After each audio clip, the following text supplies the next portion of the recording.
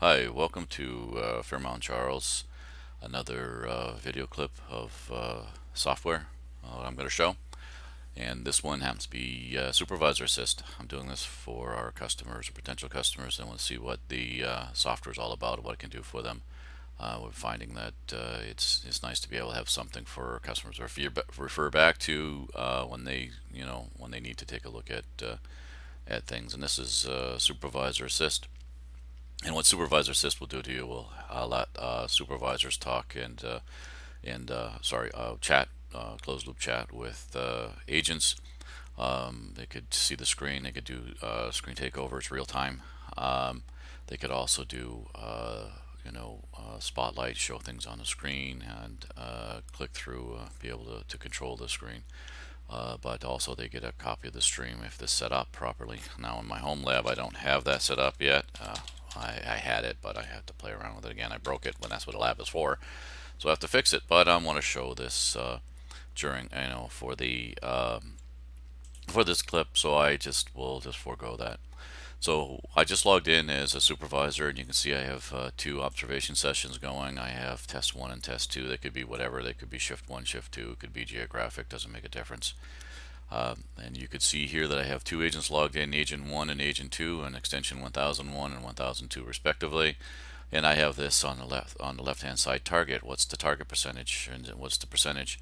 This is the number of times that they have been observed in the total number of observation sessions for the system. And I have just recently upgraded, so it's all reset to 0. But what this target will let you do is when you define the observation session, it will ask you for a target percentage, and that is the number of times that an agent has been observed and below. And if it's below 50%, then I will sort them differently. They're sorted now by who's online and who's not, because you can see there's a bunch of other agents that are offline. But if there are other agents online and they had a higher percentage target, a higher observation percentage, then they would be sorted differently. I'm going to show you a little bit of the features. So I'm going to slide up into the screen. This is the actual agent application, and it's a Java Web Start program. It lets the agent log into the system. And you can see here I have Agent 1, so that corresponds with that tile, and then Agent 2 is on another box that I have that I want to show you multiple agents logged in. So Agent 1 is logged in with extension 1002. You can see that no one is observing them and no one is viewing the screen. Those are statuses. They're configurable. So when I click on Observe, that will change for that specific agent. Also, if I'm viewing the screen, it will change that, and then this gives the agent feedback that somebody is, if they raise their hand or somebody is observing them, they can see that. It's configurable, so if the customer does not want the agents to know that they are being observed, or if somebody's viewing their screen for whatever reasons, it's either they don't want to change their behavior, they want to see what they're doing, and basically like a ghost mode, look over the shoulder. You could do that, or otherwise you just leave it there and the agents know that somebody is actually addressing their concerns when they raise their hand or what have you. And I'm going to show a hand raise since I mentioned it. This is a non intrusive and electronic way of agent raising their hand. We've heard heard of instances where different call centers, they will have agents actually have a light, or they have a paddle, or they actually raise their hand to try to get a hold of a supervisor's room on the floors. And some of them have heard even instances where they have to get up, put their name on a whiteboard. This is not that case. You just click on this and you can see that the hand is raised here, and some feedback is in the agent application, and you can see one mentor, see that that's me. And the tile had changed, so the tile has changed from this yellowish orange thing. My wife's going to kill me because I can't get colors, but from this color to red. And it also will sort the tile, so I didn't have it here, but if it had been on Agent 2 and they raised their hand, they would swap to Agent 1 and back and forth, because this is an event that the system says somebody should take a look at it. And the agent can also take their hand and not raise it, or de-escalate the situation and put it back to a steady state.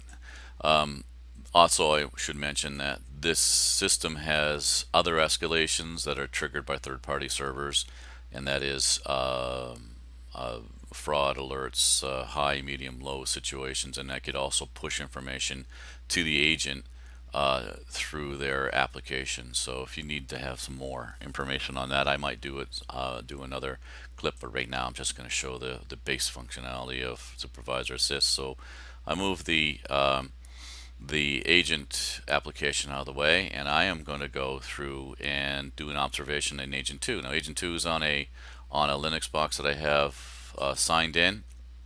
So when I click on this, notice that a lot of stuff happened. Well, first of all, another tab popped up. So over here you can see that the tile is grayed out, but it's saying observed. That means somebody's observing that agent. So that means, although they're not they don't have their hand raised and all, they're also idle.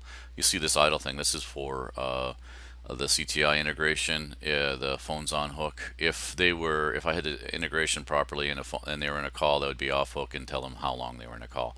But you can see here that this tile is grayed out. Nobody can click on it for another supervisor. So it's one supervisor, one agent. I guess there might be that change in the future for future releases, but right now it's 1-to-1. I click over here and I can see I'm into the observation session. So now notice the start audio is grayed out. The audio, if that were configured properly, then I would actually get a copy of the audio stream from the agent to the customer. So it's only one-way audio, and it's going from the it's basically a SIP call fork, for people that know what SIP is and what the call forking is. So I just actually get a copy of the audio, and it comes out through the screen, through the speakers of the device. So I'm on a laptop, be a laptop. If I was on a tablet, it'd be a tablet. And it's one way. So the supervisor can listen to what's going on with the agent and the customer. Also, the chat popped open, and I could do a message to the agent, and it's a closed loop system. A closed system, it's only between the supervisor and the agent. There's not XMPP, it's not Skype. It's only a one-to-one between the agent and the supervisor, so they could chat while the agent's talking to the customer. Now, if I click on, you can see here this one on the right hand side. That's basically a screen. So I have one screen that I can view here. If I had multiple screens, and they would show up there, I can show that later on in this clip. But right now I'm going to show the Linux box that only has one screen. So if I click on desktop view, then other things happen. So you can see here that I'm looking at the agent desktop. They have a web page open, and that's our web page. So I'll just show that for illustration purposes. And you can see here that they are in a conversation with a customer, and I forgot to put on click through, so I'm just going to go and change that quickly. You can see this. Yeah, it's going to be bopping around because of the simple fact is I did a click on my KVM. So I am going to just put that and enable that, and you can see here now I'm actually showing the chat. So I'm on the agent side, and I can acknowledge back the chat. So, and you can see where I can have that conversation back and forth between the agent and the supervisor. So I'm switching back. I switch back so I can control things here. Notice that the click-through is grayed out. I mean, not grayed, it's active now, so I can click through. But if I do a spotlight and I click here, I can go and